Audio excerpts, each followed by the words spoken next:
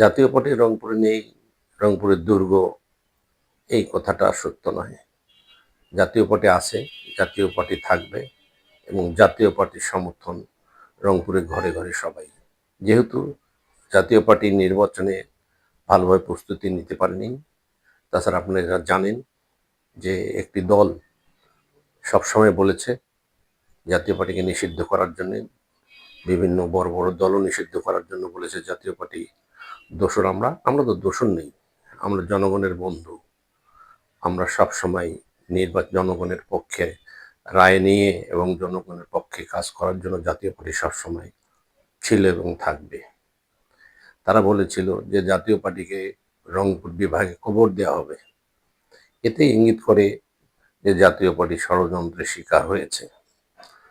জাতীয় পার্টি বহুত ইঞ্জিনিয়ারিং ভাবে করে তারা আমাদেরকে, ইউনিট সরকার আমাদেরকে এই রেজাল্ট দিয়েছে।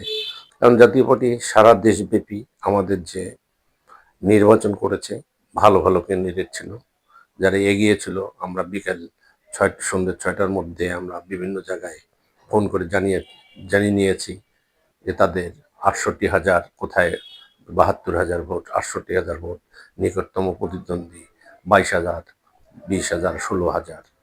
তারপরে রাতে 1টার পরে দেখা গেল আমাদের কোনো রকম নির্বাচনে ফলাফল না দেওয়ার পরে 1:30 থেকে শুরু হয়ে গেল জাতীয় পার্টি যেখানে 68,000, 72,000 ভোট পেয়েছে, সেখানে দেখা গেলো 20,000, 18,000 ভোটে।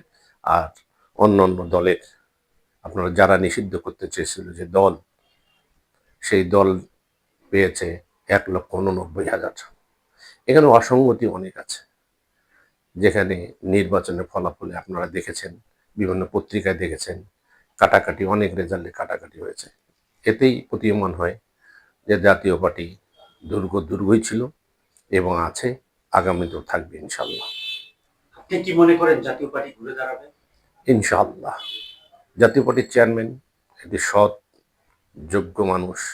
সে আজ তার বড় ভাই আলহাজ হোসেন মোহাম্মদ এরশাদ মৃত্যুবরণ করার পর থেকে জাতীয় পার্টি, আপনারা দেখেছেন সারা দেশে জেল জুলুম হুলিয়া জাতীয় পার্টির প্রতীক নিয়ে প্রতিটি দিন আমাদের চেয়ারম্যান, মহাসচিব তারা কোর্টের বারান্দায় দাঁড়িয়ে জাতীয় পার্টির পক্ষে সবসময় একটার পর একটা কেসের হাজিরা দেওয়া এবং এটি ব্যতিব্যস্ত করে রেখেছে।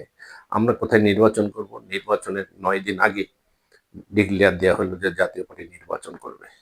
আর অন্য অন্য দল যারা আজকে ক্ষমতায় গিয়েছেন, যারা পাশাপাশি আছেন অন্য অন্য দল, তারা জাতীয় পার্টির পিছনে লেগেছিল। তারা আজকে 1.5 বছর থেকে তারা ওয়ার্ক করছে, ঘরে ঘরে যাচ্ছে, ক্ষমতায় তারা নিয়েছে, বিভিন্ন প্রশাসনিক দপ্তরগুলোতে তারা সব সময় আনাগোনা চলছে, যাওয়া আসা চলছে, তাদের কথাই প্রশাসন চলাচল করেছে।